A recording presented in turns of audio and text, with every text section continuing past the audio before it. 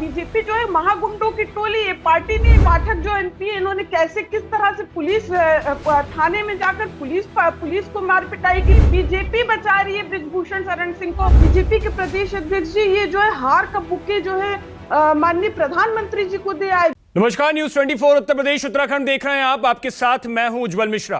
आज हमारे साथ आपकी स्क्रीन पर होंगी समाजवादी पार्टी की प्रवक्ता, सोशल मीडिया में एक नामी गिरामी चेहरा, और उसके साथ ही एक परिचय यह भी दिया जाए कि डिंपल यादव की करीबी दोस्त खासम खास नाहिद लारी खान जी हमारे साथ होंगे। नाहिद जी, बहुत बहुत स्वागत है न्यूज 24 पर।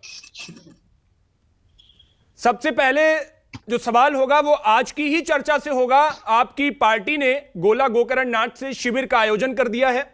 ऐसे शिविर कहे जाते थे कि मुलायम सिंह यादव के जमाने से शुरू होते थे और इन सब चीजों पे बहुत जोर देते थे वो।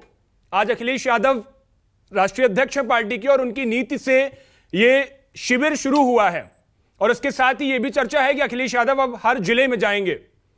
तो इसकी जरूरत क्यों पड़ गई अचानक से, या फिर कोई बड़ी लंबी प्लानिंग है?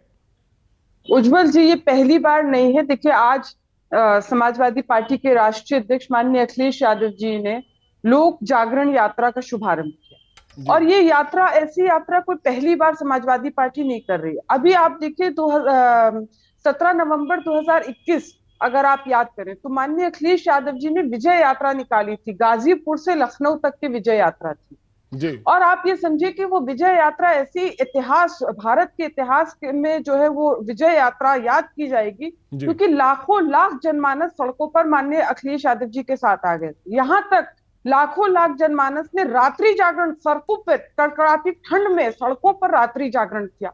और माननीय अखिलेश यादव जी की यात्रा जहां गाजीपुर सुबह 17 नवंबर से शुरू होकर शाम को लखनऊ पहुंचनी थी, उसी दिन वो इतनी लंबी यात्रा निकली, इतने लाखों लाख जनमानस सड़कों पर रहा कि वो यात्रा दूसरे दिन सवेरे लगभग 5 बजे आपको रोकना चाहूंगा, लखनऊ पहुंची। एक सेकंड मेरी बात सुने, मैं क्या कहना चाहती।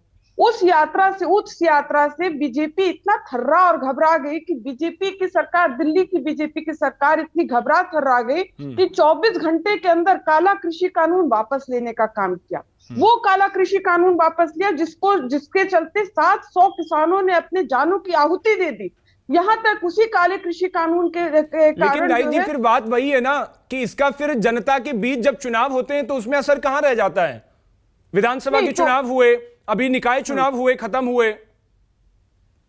देखिए, अगर आप असर की बात करें, अभी 2022 के अगर आप चुनाव की बात करें, 2022 के चुनाव में समाजवादी पार्टी ने बीजेपी की जीती हुई 80 सीटें हमने छीन ली। हमारा वोट परसेंटेज बढ़ा, हमारी सीटें बढ़ी। भले ही हमने सरकार नहीं बनाई, लेकिन हमारा वोट परसेंटेज बढ़ा, हमारी सीटें बढ़ी। वही बीजेपी की सीटें घटी और वोट परसेंटेज घटा। और जिस निकाय चुनाव की आप बात कर रहे हैं, आपको शायद जानकारी नहीं होगी, लेकिन निकाय चुनाव में लगभग 3706 सीटों पर बीजेपी की जमानत जब्त हुई है। और जो मेंबरी का चुनाव होता है उसमें कुल जो है लगभग 8000 पद है। आपको मालूम है केवल 1400 पदों पर बीजेपी जीती है। अन्य पर सपा व अन्य लोग जीते हैं। तो आप ये समझिए केवल 19% सीटों पर बीजेपी जीती और बाकी सीटें जो सपा व अन्य को जनमानस ने आशीर्वाद दिया।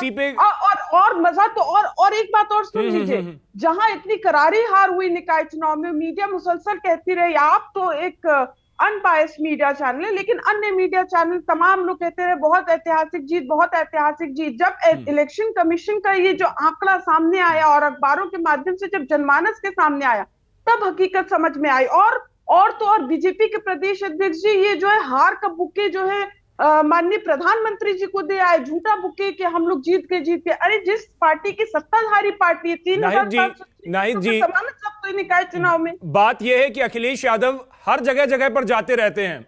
पहलवानों का इतना बड़ा मुद्दा चला, उनके साथ अलायंस में जयंत चौधरी है, आरएलडी है। जयंत चौधरी गए दिल्ली में जंतर मंतर पर, वहां बैठे, पहलवानों के साथ बैठे। अब सवाल यह उठता है कि अखिलेश यादव ट्विटर पर लिखते हैं, बाद में सड़क पर आते हैं तो मीडिया के सामने कह देते हैं, लेकिन वहां पर पहुंचना चाहिए था। और आप तो एक महिला नेता हैं, यकीन मानिए अगर आपकी पार्टी से कोई बड़ा महिला नेता निकलकर वहां पहुंचता, खुद डिंपल यादव जी ही चली जाती, तो तस्वीर बहुत अलग होती। नाहिद जी, नहीं, देखिए देखिए, जिस प्रकार से महिलाओं की अगर बात करें तो महिलाओं के प्रति समाजवादी पार्टी, माननीय अखिलेश यादव जी, माननीय डिंपल यादव जी हमेशा से, शुरू से बहुत संवेदनशील रहे हैं। लेकिन आप अगर भारतीय जनता पार्टी की बात करें, ये कोई पार्टी तो है नहीं, ये दरअसल रेपिस्टों का दल है। इनके विधायक रेपिस्ट, चाहे कुलदीप सेंगर ले ले, इनके MP रेपिस्ट, हाथरस में जो दलित मैं ये कह रहा हूं पहलवानों के साथ अगर बैठती, मैं आ रही हूं आपकी बात पर, मैं आ रही हूं आपकी बात पर। हाथरस में जिस प्रकार से दुष्कर्म किया दलित बच्ची के साथ, और उसके साथ जिस प्रकार से उसको रातों रात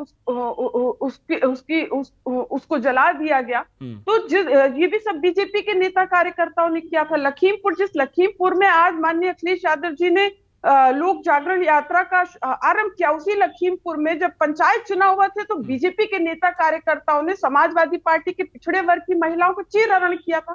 और रही बात जो आप पहलवानों की बात है, तो मुसलसल शुरू दिन से समाजवादी पार्टी, शुरू दिन से माननीय अखिलेश यादव जी कह रहे कि इस तरह से अन्याय लड़कियों के, बच्चियों के साथ हो रहा और पहलवानों के साथ हो रहा। अरे पूरे विश्व में भारत का नाम ये रोशन करती है बच्चियां, ये पहलवान महिलाएं पूरे विश्व में भारत का नाम रोशन करते हैं। अगर वो हर शहर, हर जगह जा सकते हैं तो वहां पहुंचने में दिक्कत क्या थी? मेरा फिर वही सवाल है, वहां जाने में दिक्कत क्या थी? नहीं, कोई ऐसी दिक्कत कहीं नहीं है। बात यह है कि भारतीय जनता पार्टी ब्रजभूषण के खिलाफ सीधे तौर पर उतरने से बचती है। नहीं, ऐसा बीजेपी बच रही है, बीजेपी बचा रही है, वही बीजेपी बचा रही है ब्रजभूषण शरण सिंह को। अंततः सारे केसेस में, जैसे चिन्मयानंद, कुलदीप सेंगर, हाथरस, हर केस में जैसे माननीय सुप्रीम कोर्ट को इंटरवीन करना पड़ा, इस केस में भी माननीय सुप्रीम कोर्ट को इंटरवीन करना पड़ा और कहना पड़ा कि FIR और पॉक्सो केस हो। पॉक्सो केस में मैं बाल आयोग की सदस्य रही हूँ, आपको मालूम है कि पॉक्सो केस में अगर कंप्लेन होती तो इमीडिएट अरेस्ट होता, लेकिन आज तक अरेस्ट नहीं हुआ। अरे और तो और बीजेपी जो है महागुंडों की टोली, ये पार्टी नहीं, मैं फिर कहूंगी महागुंडों की टोली, अपराधियों की टोली। इनके एक MP जो कन्नौज के MP है, अरे आप सुने मेरी बात, इनके कन्नौज के MP पाठक जो MP है, इन्होंने कैसे, किस तरह से पुलिस थाने में जाकर पुलिस को मार पिटाई की, पुलिस को पीटा, हमला किया, साथ में तमाम भाजपाई गुंडे थे। और मालूम है आपको किस बात पे ये किया? उन्हीं के भाजपा के कार्यकर्ताओं ने एक युवक का अपहरण किया था और 4 लोगों को गिरफ्तार किया था भाजपा के कार्यकर्ताओं को। उनको बचाने के लिए, उनको छुड़वाने के लिए कन्नौज के सांसद गए और पुलिस वालों पर हमला कर दिया और बुरी तरह से पीटा। कब चलाएगी बीजेपी सरकार, कब चलाएगी इनके घर में बुलडोजर? ठीक है, अब देखने वाली बात होगी कि 2024 में आपका जो शिविर है जिसके लिए आप तैयारी कर रहे हो, कितना कुछ असरकारी होता है। हमें समय देने के लिए बहुत बहुत धन्यवाद, शुक्रिया।